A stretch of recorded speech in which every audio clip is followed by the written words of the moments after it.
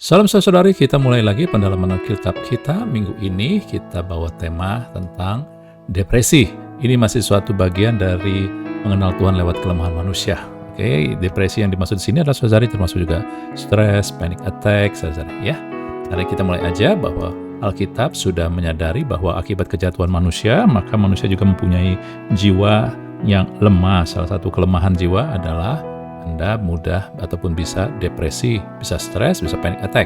Kita belajar aja bahwa di dalam Alkitab ada tokoh-tokoh yang mengalami depresi. Pertama kita akan ngelihat Ayub. Di dalam Ayub 30 ayat 16-21 di situ kita akan lihat bahwa oleh sebab itu jiwaku hancur dalam diriku, hari-hari kesengsaraan. Lalu terjemahan yang lainnya juga hari-hari penuh dengan depresi, tekanan, mencengkeram aku. Pada waktu malam, tulang-tulangku seperti gerogoti, rasa nyeri yang menusuk tak kunjung berhenti. Oleh kekerasan yang tak terlawan, koyaklah pakaianku dan mengelambir sekelilingku. Seperti kemeja, ia telah mengempaskan aku ke dalam lumpur dan aku sudah menyerupai debu dan abu. Aku berseru minta tolong kepadamu, tetapi engkau tidak menjawab. Aku berdiri menanti, tapi engkau tidak menghiraukan. Engkau menjadi kejam terhadap aku, engkau memusuhi aku dengan kekuatan tanganmu. Saudara-saudari, kita melihat ini diperlihatkan dalam Ayub, kitab Ayub, bagaimana ekspresi jiwa Ayub yang depresi itu. Dan ekspresi jiwa Ayub yang depresi itu bisa memperlihatkan apa yang terjadi juga sampai saat ini, tetap sama, saudari. Anda ngelihat sendiri ketika dia bilang, hari-hari kesengsaraan, ya, mencengkram aku, artinya dia selalu mengharapkan menjalani hari-hari yang penuh dengan sesuatu yang negatif, yang buruk. Kemudian tulang-tulang seperti digerogoti, ini bicara juga dengan tubuhnya, merasa nggak fit. Kemudian rasa nyeri menusuk, ini bukan nyeri di yang lain, tetapi nyeri tentang hati, emosinya hancur, saudari. Kekerasannya tak terlawan. Ya, jadi Anda merasakan bahwa nggak mungkin bisa menghadapi, nggak sanggup, terlalu berat gitu ya. Terus menggelambir sekelilingku, artinya kehidupan ini sudah terlalu kacau, berantakan. Ya, Anda kalau pakaian Anda rapi, Anda adalah orang yang beres hidup Anda. Tetapi ketika pakaiannya menggelambir, itu artinya berantakan hidupan Anda. Terus mengempaskan aku ke dalam lumpur. Anda tahu ketika Anda di dalam lumpur, Anda nggak bisa keluar. Jadi Anda seperti terperangkap. Aku sudah menyerupai debu dan abu. Ya, ini bicara Anda udah gak rasa pengen hidup lagi. Dan juga hubungan Anda dan saya dengan Tuhan ketika Anda depresi, kita salah melihat. Engkau tidak menjawab, tidak peduli, engkau tidak menghiraukan. Tuhan itu kejam, Tuhan itu sedang menghukum, sehingga pada akhirnya susah percaya Tuhan. Saudara, kalau kita ngelihat begini, maka kita tahu bahwa Tuhan tidak menghendaki kita depresi. Karena depresi bisa menyebabkan akhirnya kita susah percaya Tuhan. Tetapi apakah Tuhan mengangkat depresi itu? Enggak, itu adalah satu konsekuensi dari kejatuhan manusia. Tetapi Tuhan menyediakan alat supaya lewat proses Anda dan saya bangkit lebih hebat, lebih kuat, saudari. Bagaimana kita ngelihat lagi ya? Tetapi lihat dari tokoh-tokoh yang lain, ada Elia. Elia kita sering kenal, ada tokoh yang depresi, saudari. Kemudian juga kalau Anda tahu adalah Yeremia. Anda juga ngelihat Yeremia juga akhirnya berkata Tuhan itu berlaku curang, menipu gitu ya. Jadi artinya Tuhan ini kejam jadi seolah. Ya. Kemudian Herman bin Korah itu adalah salah satu penulis di Mazmur, dan Mazmur yang dia tulis, Mazmur 88 itu adalah terkenal sebagai Mazmur depression, saudari. Ini pun sama, ya, kenyang dengan malapetaka sehingga dia expect-nya yang buruk. Terus turun ke liang kubur, udah nggak sanggup, tidak ada kekuatan gitu ya, terbaring dalam kubur, Anda nggak bisa keluar lagi. Tuhan nggak ingat dia, Tuhan hukum dengan panas murkanya. Kau ditindih, sama juga dihukum.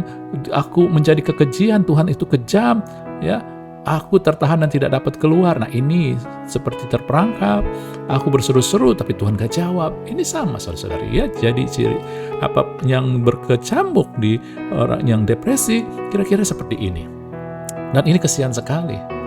Karena selama ini kita sebagai kita manusia ini memiliki roh yang dari Tuhan, itu sangat mengandalkan Tuhan untuk eksistensi kita. Sehingga ketika kita pada akhir merasa Tuhan gak peduli, Tuhan gak jawab, itu menjadi suatu hal yang membuat sangat-sangat menekan, membuat kita menderita sebagai human being, ciptaan manusia, saudara. Nah, ada tokoh lain lagi yang kadang kita nggak melihat, tetapi saya mau sampaikan di sini karena kita akan pakai. Tokoh ini adalah Daud, saudara-saudari. Daud adalah tokoh yang mengalami depresi, bukan sekali, berkali-kali. Dari mana taunya? Dari Mazmur, saudara. Kalau Elia memang kita lihat dari tindakannya, dia lari hanya dari tekanan dari Isabel, dia lari. Tetapi Daud menunjukkan lewat penulis Mazmur, karena Mazmur adalah curahan jiwa, saudara. Amin ya? Nah, oleh sebab itulah kita mau belajar dari Daud, saudara. Nah, Daud di dalam Mazmur, saudara, begitu banyak hal-hal yang ditulis, Mazmur yang disebut Mazmur dalam tekanan atau depresi. Mazmur 6, 13, 24, 22, 42, 43, 69, 88, 143. Kalau ada kesempatan Anda silakan baca, masih banyak lagi yang lain. Dan sebagian besar ditulis oleh Daud. Walaupun nggak semua, tapi sebagian besar ditulis oleh Daud, Mazmur depresi ini. Dan kita akan pakai salah satu aja untuk supaya kita bisa melihat contohnya, ataupun kita bisa melihat gambarannya, ya. Kita akan masuk ke Mazmur 13, saudara. Kita akan lihat Mazmur 13 ayat 2 dan 3 dulu. Di sini Daud mengeluh, hanya dari 2 ayat keluhannya begitu banyak. Ya, pertama dia keluh, berapa lama lagi kau lupakan aku ini, ya. Terus kemudian berapa lama lagi kau sembunyikan wajahmu? Kemudian berapa lama lagi aku harus menaruh kekhawatiran di dalam diriku? Ya, aturan kekhawatiran menguasai diriku. Lalu yang keempat, berapa lama lagi aku bersedih hati? Lalu kemudian berapa lama lagi musuh mengintimidasi aku, saudara-saudari? Jadi dalam 2 ayat aja 5 keluhan dia. Tetapi kalau Anda ngelihat di sini, 2 keluhan pertama kepada Tuhan. Berapa lama lagi kau Tuhan? Berapa lama lagi kau Tuhan sembunyikan? Berapa lama kau lupa? Kemudian 2 keluhan pada diri dia sendiri. Kekhawatiran ada dalam diriku sedang kacau, penuh kekhawatiran, aku nggak bisa, nggak sedih juga. Kemudian karena dia dalam keadaan kacau, dan saat ini Mazmur 13 ditulis ketika Daud lari dari kejaran si Saul, Raja Saul. Raja yang dia mengabdi, tapi raja ini mau bunuh. Akhirnya dia lari di padang gurun. Dia tidak ada keluarganya, dia mungkin punya teman tetapi bukan orang-orang yang benar, sehingga dia merasa sendirian. Dan akhirnya dia juga, karena dia dikejar-kejar, dia mulai curiga, mungkin ini adalah mata-mata dari Saul yang membunuh dia, sehingga dia selalu mencurigai orang, menganggap orang semua musuh, saudara. Jadi dia curiga dengan sekelilingnya, dia mulai negatif dengan sekelilingnya. Jadi Anda melihat dia bermasalah di atas dengan Tuhan, dia bermasalah dengan dirinya ke dalam, dia bermasalah dengan sekelilingnya. Dan dengan kata lain Anda ngelihat sendiri bahwa semua dilihat sebagai masalah, ke atas masalah, ke dalam masalah, ke sekeliling masalah. Orang-orang yang depresi akan dibawa untuk selalu melihat kepada masalah, saudari. Ya, dan akhirnya juga sulit untuk berhubungan, relationship dengan orang. Kemudian Anda ngelihat lagi yang lain, ketika dia tanya, berapa lama lagi kau lupakan aku? Ini dia merasa ditelantarkan, dibuang oleh Tuhan. Tuhan gak peduli sama dia, Tuhan gak dengar dia, saudara-saudari. Tuhan diamin dia. Kemudian dia, berapa lama lagi kau sembunyikan wajah? Saudara, dalam Alkitab, ketika kita diberkati, maka Allah mengarahkan wajahnya kepada kita. Ketika Allah menyembunyikan wajahnya, artinya Allah gak mau berkatin, Allah marah sama kita. Kita gak diberikan yang terbaik jadinya. Ini dia merasa dia gak diberkatin karena Tuhan marah. Kemudian berapa lama lagi aku khawatir dalam diriku. Ini bicara di dalam diri dia penuh kecemasan. Dia negatif, dia lemah, dia lemas, dia kelabu, dan dia merasa bodoh. Pikirannya, perasaannya bermacam-macam, berkecamuk, saudara. Ya, kemudian dia juga bersedih hati karena dia merasa paling tidak beruntung, dia paling malang. Itu yang kira-kira terjadi. Kok udah mengabdi, kalau Daud ya, udah mengabdi, tetapi di perlakuan kayak begini, Tuhan aku udah sungguh-sungguh sama Tuhan, tapi kalau aku harus ngalamin kayak begini juga, aku sudah mau melakukan lebih baik dari orang lain, kok kenapa aku masih kayak begini juga Tuhan, aku orang yang paling malang. Ya, kemudian juga berapa lama lagi musuh mengintimidasi, gak ada yang dukung aku Tuhan, aku diejek, ya musuh-musuh tuh mengejek, mengintimidasi, aku merasa gagal Tuhan. Tetapi yang menjadi masalah adalah sesungguhnya dia merasa, saudara-saudara. Ini dia. Jadi dia mempercayai perasaannya dalam menilai keadaan. Orang-orang depresi itu dipermainkan dengan perasaannya. Dia menganggap perasaannya adalah yang benar, apa yang dia rasakan benar. Amin, saudara. Dan yang ketiga, Anda nggak lihat tekanan mereka adalah, maaf ya saudara, tetapi dalam Yeremia 17 ayat 9, firman Tuhan dikatakan hati yang mesti ada perasaan itu, tempat di mana perasaan ada, itu licik, saudara. Licik artinya bisa menipu. Anda nggak bisa terlalu mempercayai. Bukan berarti kita nggak boleh ada perasaan. Boleh, tetapi jangan itu yang menentukan, yang memimpin. Itu maknanya, saudari. Oke ya? Dan yang ketiga, ya dari sini kita ngeliat dia mengeluh berapa lama lagi, saudara-saudari. Dia mengeluh berapa lama lagi. Saudara, bukankah berapa lama itu relatif? Bagi banyak orang, seminggu itu udah lama. Ya, ada yang sebulan merasa terlalu lama, ada yang setengah tahun merasa lama, gitu ya. Jadi itu relatif. Tetapi kenapa orang merasa lama? Karena mereka fokus pada proses yang sedang berlangsung, dan proses yang sedang berlangsung itu sulit, sehingga mereka mau cepet-cepet. Amin ya. Jadi mereka adalah fokus pada proses kesusahan. Jadi Anda ngelihat 3 poin inilah yang harus kita counter di dalam menghadapi depresi, saudara-saudari. Anda harus mengcounter bagaimana supaya jangan melihat sekeliling kita tuh masalah semua. Anda harus mengcounter bagaimana kita nggak bisa mempercayai perasaan. Ada sesuatu lain yang harus kita pakai patokan untuk memimpin perasaan kita, bukan perasaan memimpin kita. Kemudian juga Anda harus mengcounter proses. Karena banyak orang berfokus pada proses. Jadi tentunya harusnya berfokus pada tujuan akhir. Nanti kita akan melihat bagaimana kunci jawabannya ini adalah menjawab ketiga masalah ini. Coba Anda renungkan hal ini ya. Nah, kita akan belajar kemudian dari Daud, kemudian di ayat 4 dan 5-nya saya pakai terjemahan IMB. Daud berseru, "Perhatikan dan jawablah aku." Saya nggak baca seluruhnya, kita akan bahas. Dia mulai berseru, "Perhatikan dan jawablah aku." Di dalam kebingungannya, dia mulai perhatikan dan jawablah aku. Tadi kan dia mulai bilang, Tuhan gak dengar aku, Tuhan gak perhatiin aku, gak jawab aku, artinya. Tapi sekarang dia mulai, Tuhan, perhatikan dan jawablah aku. Dengan kata lain, dia tetap berseru, walaupun dia merasa tidak diperhatikan, diacukan Tuhan. Saudara, ketika kita stres, kita depresi, kita panik, saudara, kita merasa Tuhan gak di pihak kita, tetap berseru dan berdoa kepada Tuhan. Kenapa? Karena Tuhan gak pernah berpaling dari kita. Dari mana kita tahu? Dari nabi yang stres. Yeremia 33 ayat 3, mudah sekali, 333, saudari.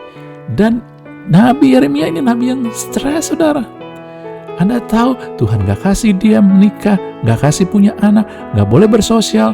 Saudara, begitu banyak yang dialami oleh Yeremia.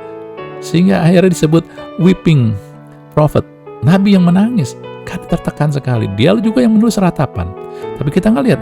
Yeremia 33 katakan, "Berserulah kepadaku, aku akan menjawab engkau dan akan memberitahukan hal-hal yang besar yang tidak terpahami, yakni hal-hal yang tidak kau ketahui." Saudara, dari ayat ini, dari ayat-ayat yang lain, kita tahu ketika kita berseru, kita tetap berdoa, Tuhan pasti jawab karena Tuhan tidak berpaling dari kita. Dan Dia memberitahukan hal besar yang saat ini kita nggak pahami. Jadi kalau kita dalam proses, Tuhan gak akan bilang ini kenapa, ini begitu. Tetapi Tuhan jamin ada hal besar yang Tuhan sediakan, bahwa lewat proses yang kita lalui, maka kita akan mendapat hal yang luar biasa. Dia pasti menjawab, saya katakan, melampaui daripada yang kita minta. Oleh sebab itu bersabarlah. Kalau saat ini kita merasa berat, kita gak ngerti kenapa, berapa lama lagi bersabar. Karena Tuhan pasti kasih tahu memberikan hal yang besar. Tapi saat ini sekarang kita nggak tahu, nggak perlu tahu apa. Karena bukan tentang mengetahui, tetapi tentang bersandar sama Tuhan aja, saudari. Bahkan dalam Yeremia 29 ayat 11-14, kita terkenal ayat 11. Tuhan bilang, "Aku mengetahui rancangan-rancangan apa yang ada padaku mengenai kamu." Tuhan punya rancangan buat kita. Walaupun dalam kejatuhan, dalam stres kita, depresi kita, dalam kelemahan jiwa kita, Tuhan tetap punya rancangan. Walaupun saya terombang-ambing kayak begini Tuhan tetap punya rancangan. Firman Tuhan, rancangan damai sejahtera, bukan kecelakaan. Memberikan hari depan yang penuh harapan. Sekarang mungkin kamu gak lihat, kamu belum mengerti, tetapi lewat masalah ini, lewat proses yang kamu gak sanggup, kamu akan lihat hari depan yang penuh harapan. Kenapa? Apabila kamu berseru dan datang berdoa kepadaku, maka aku akan mendengar kamu. Ditekankan lagi, kamu akan menemukan aku. Dan apabila kamu menanyakan aku dengan senang hati, aku akan memberikan kamu menemukan aku. Tuhan gak sembunyikan, Tuhan gak tahan-tahan. Aku akan memulihkan keadaan kamu. Saudara-saudari, ketika kita di dalam tekanan depresi, atau mungkin Anda ada orang di keluarga ataupun teman Anda depresi, ini yang harus kita lakukan karena Tuhan mau pakai kita memulihkan banyak orang. Mungkin Anda nggak depresi saat ini, tetapi ada orang-orang di sekitar Anda dan mereka butuh Anda untuk Anda ngerti, sehingga ketika Anda melayani mereka, Anda ngerti apa yang harus dilakukan. Saudari, jangan fokus pada prosesnya, tetapi Anda mulai kasih unjuk bahwa nih ke depan hasilnya kamu akan dipulihkan, kamu akan diberikan jauh melampaui daripada apa yang kamu dapat doakan dan pikirkan. Itu Tuhan kita. Amin, saudari. Sebab itu tetap berdoa dan berseru sama Tuhan. Lalu dalam Mazmur 4 ayat 5, sesudah berseru Tuhan, Daud berkata, buatlah mataku bersinar. Saudara, selama ini mata dia ngelihatnya kegelapan. Dan itulah yang terjadi dengan orang-orang depresi. Mereka bermasalah dengan tidurnya ini di sini. Ada yang nggak susah tidur, ada yang maunya tidur mulu. Ya, tapi tujuannya adalah nggak mau hidup, mati. Artinya nggak mau hadapin. Gitu, saudara ya. Tapi kita lihat aja sini. Buatlah mataku bersinar. Artinya apa sih? Saudara, cara mata kita bersinar bukannya mata kita dipakein apa soplen. Bukan, saudara. Tetapi artinya kita melihat terang. Satu-satunya, karena kita bukan sumber. Ingat prinsip di dalam kerajaan Allah, kita bukan sumber. Kalau Anda mau bersinar, kalau Anda mau terang, Anda harus memandang pada terang. Anda harus fokus pada terang. Apa itu terang? 1 Tesalonika 5 ayat 8, bagaimana kita memandang terang, dikatakan, bahasa Indonesia sehari-hari ini ya, kita ini orang-orang yang tergolong pada siang yang terang. Sebab itu pikiran kita harus terang. Saudara, yang membuat kita melihat terang adalah pilihan di pikiran. Harus kita pilih pikiran percaya kepada Tuhan. Harus kita pada pikiran yang positif sama orang. Harus pada pikiran yang yakin Allah pasti menyelamatkan kita. Hindari pikiran yang negatif. Tapi sebaliknya penuhi dengan hal yang positif. Kasih pikiran yang semangat. Kita pasti diselamatkan loh. Orang gak semua jahat. Ini ada orang kelebihan, ada orang banyak yang positifnya kok gitu ya. Sekeliling Anda, jangan Anda ngelihat negatif terus. Amin. Ini, ketika Anda juga tolong orang yang depresi, Anda lakukan itu. Mulai masukkan pikiran-pikiran tentang Tuhan pasti selamatkan kamu. Dan apa yang ke depan itu jauh lebih besar. Jangan fokus pada proses. Tapi ketika proses, kita akan melihat hal-hal yang luar biasa. Lalu apalagi itu terang? Yang bercepat waktu, firman Tuhan katakan 119 ayat 105 katakan, firman-Mu pelita bagi kakiku, terang bagi jalanku. Artinya apa? Renungkan dan perkatakan Tuhan, firman Tuhan. Ketika kita merenungkan dan memperkatakan firman Tuhan, kita sedang fokus pada Tuhan. Saudara, orang yang depresi, pikirannya akan dibuat memikir yang negatif ke bawah. Sebab itu ya harus mulai diaktifkan. Katakan firman Tuhan. Tapi mau baca firman dong, nggak bisa, malas, lemes. Ya, kalau gitu Anda bisa memuji. Jadi hindari pikiran negatif, ya jadi positif. Anda bisa dengan pujian, saudara-saudari. Bukankah pujian banyak sekali perkataan firman Tuhan, mengagungkan Tuhan, sehingga pikiran Anda mulai. Pujian bukan sekedar nyanyi, tapi memang nyanyi adalah suatu hal yang diberikan kepada manusia karena manusia lebih mudah nyanyi. Ritme itu mudah membuat otak manusia aktif. Ingat, bukankah Anda lebih gampang ingat ayat-ayat lagu daripada ayat-ayat firman Tuhan? Tetapi banyak lagu-lagu rohani adalah kata-katanya adalah ayat firman Tuhan. Enggak masalah Anda mau nyanyi atau Anda mau recite doang kalau Anda bisa tahu ayat-ayat itu. Jadi memuji Tuhan bukan berarti nyanyi, tetapi juga memperkatakan ya kebenaran. Allah Maha Agung, Tuhan yang baik, yang besar, kekuatanku, pertolonganku, perisaiku yang setia. perkatakan firman Tuhan. Anda boleh nyanyi juga, saudari. Kemudian Amsal 20 ayat 27, ini yang gak disadari manusia. Roh manusia adalah pelita Tuhan. Anda butuh terang, Anda butuh pelita. Artinya apa? Jangan hanya melihat pada hal-hal yang jiwa, yang kelihatan aja, yang mempengaruhi jiwa kita, tetapi juga yang roh. Karena Anda adalah manusia roh, maka makanan Anda juga adalah roh. Dan firman Tuhan katakan, kalau Anda telah diselamatkan, Anda lahir baru, Anda manusia baru, roh Anda baru. Dan Anda butuh perkataan yang dikatakan oleh firman Tuhan. Yohanes 6 ayat 63 perkataan Yesus, perkataan-perkataan kukatakan padamu adalah roh dan hidup. Saudara, sebab itulah jangan dipimpin oleh perasaan, emosi, hati, jiwa kita. Tadi kita sudah lihat kan, dia merasa. Ini dia, jangan. Bukan yang gak ada, tapi jangan biarkan itu memimpin. Tapi pilihlah bahwa firman Tuhan yang lebih benar. Perkataan firman Tuhan itu benar. Bukankah Tuhan bilang, kalau kita mulai ini firman Tuhan benar, firman yang kukatakan, ya saudara, itu tidak akan kembali sia-sia, akan mengerjakan apa yang kukerjakan dan berhasil kemana kusuruh. Tadi Yesus katakan, perkataan yang kukatakan adalah roh dan hidup. Kenapa hidup? Karena firman Tuhan gak perlu Anda bantu untuk terjadi. Karena dia dikatakan tadi yang Mesaya tidak akan kembali sia-sia. Dia sendiri yang punya kekuatan. Makanya Roma 1 katakan Injil, firman Tuhan adalah kekuatan Allah. Dia yang lakukan. Jadi ketika Anda recite, ketika Anda berkatakan firman, bukan Anda tetapi izinkan firman itu. Anda taruh, percaya ada kuasa roh. Firman adalah roh dan firman adalah hidup, artinya punya kekuatan untuk menggenapi apa yang Tuhan perintahkan dan Tuhan suruh jadi berhasil. Amin. Nah, kemudian ketika Daud berkata, agar jangan yang memusuhi aku berkata, aku telah menaklukkan dia, dan seteruku dapat bersukacita ketika aku goyah. Ketika Daud berkata, agar ini ke depan belum terjadi, artinya agar jangan arti ini belum terjadi.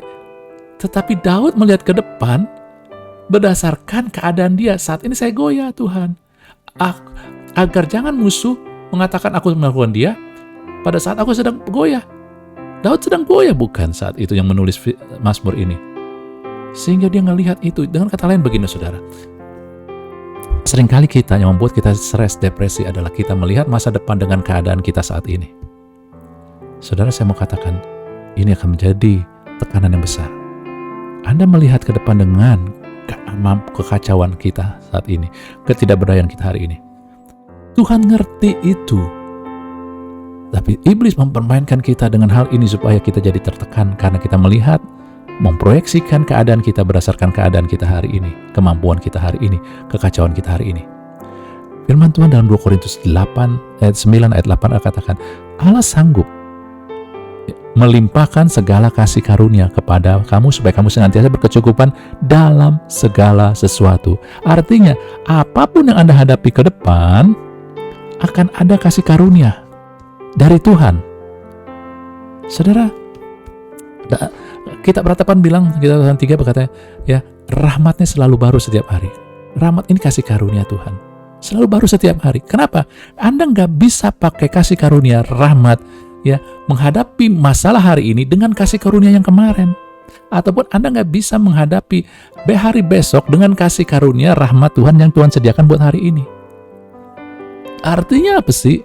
Artinya setiap keadaan Anda ke depan akan ada kasih karunia kemurahan dari Tuhan.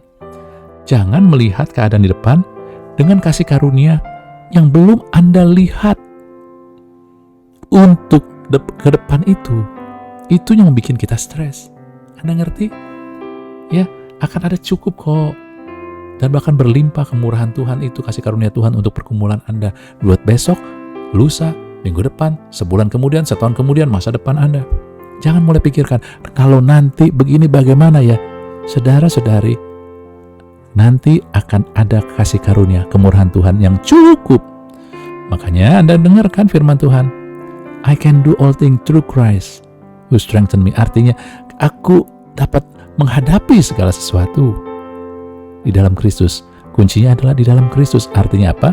Anda harus tahu Anda hidup di dalam perjanjian baru. Perjanjian baru sumbernya bukan manusia, tetapi sumbernya adalah Tuhan.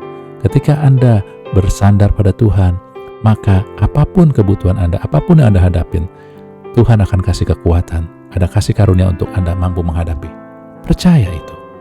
Kemudian dalam Mazmur selanjutnya ayat 6, 13 ayat 6 dikatakan, tetapi aku kepada kasih setiamu aku percaya. Saudara, Daud mulai berseru, Tuhan aku percaya pada kasih setia. Tetapi bahasa Inggrisnya atau bahasa yang asli sebenarnya loving kindness ataupun unfailing love ataupun hesed, saudara. Kasih setia, kasih tak bersyarat. Daud mulai menyatakan kepada jiwanya, Tuhan itu mengasihi aku tanpa syarat. Tuhan menerima aku apa adanya artinya. Di dalam Roma ayat 8, ayat 35, pasal 8, 35, dan 38, 39, bahasa Indonesia sehari-hari ya, supaya lebih kita bisa baca dari versi yang lain. Apakah ada yang dapat mencegah Kristus mengasihi kita? Kesusahan, kesukaran, penganiayaan, kelaparan, kemiskinan, bahaya, ataupun kematian? Gak ada. Pak, tapi bagaimana kalau kelemahan saya, kegagalan saya, kejatuhan saya? Kita baca lagi ayat selanjutnya 38, 39. Sebab aku percaya sekali bahwa di seluruh dunia, Anda ada di dunia, termasuk Anda, baik kematian, yang ultimate, yang gak bisa dihindarin, kematian, kehidupan, malaikat, maupun penguasa, baik ancaman-ancaman sekarang ini maupun ancaman di masa yang akan datang, atau kekuatan-kekuatan lainnya, baik hal yang di langit, maupun hal-hal yang di dalam bumi, atau apa saja yang lain. Apa saja yang lain artinya? Iya, kelemahan kita, jatuhan kita, kegagalan kita, semua tidak dapat mencegah Allah mengasihi kita. Allah mengasihi kita, menerima kita apa adanya. Walaupun dia gak mau kita tetap di dalam kejatuhan, kelemahan, dia mau kita menikmatin anugerah dia. Dan anugerahnya hanya bisa diterima ketika kita memiliki pikiran dan perasaan seperti Kristus. Amin. Sebab itulah, saudara, Tuhan menerima kita apa adanya. Lalu Daud mulai katakan juga setelah dia mulai tenang, dia mulai melihat yang jernih, aku mau menyanyi untuk Tuhan. Saudara, memuji Tuhan.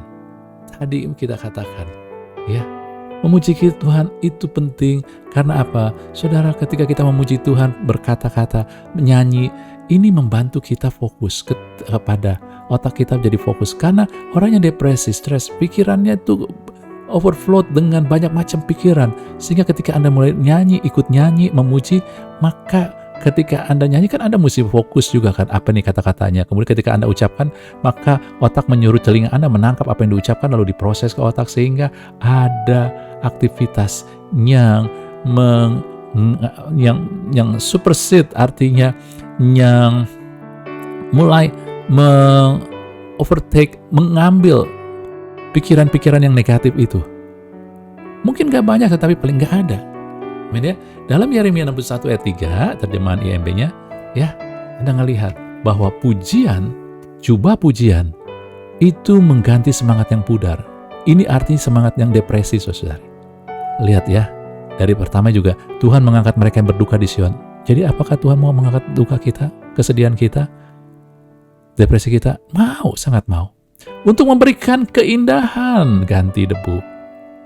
Anda orang depresi itu merasa dirinya udah mati, udah gak baik, ataupun sudah gak ada apa-apa, udah jelek. Saudara, enggak. Tuhan mau ambil semua itu, pikiran-pikiran itu, bukan yang lain, tapi pikirannya diganti keindahan. Minyak sukacita ganti duka cita. Saudara, lihat ya, kalau minyak dalam Alkitab bicara urapan, artinya Anda diberikan urapan yang adikodrati untuk bersuka cita. Karena Anda tahu, orang-orang depresi, stres, itu benar-benar duka cita, artinya tertekan, sedih, dan gak bisa hatinya. Ayo dong, senang aja. Anda mulai doakan, biar urapan Roh Kudus, minyak ini urapan, mengalir, sukacita adikodrati mengalir. Dan ajak memuji. Anda yang depresi, mulai. Saya gak suka muji. Anda harus mulai bangkit. Hal yang kalau Tuhan suruh itu yang paling mudah dan kita pasti bisa lakukan. Amin. Karena si jahat, saudara, si jahat akan mencoba menaruh pikiran terus yang kelam, sehingga mempengaruhi hati Anda dan saya.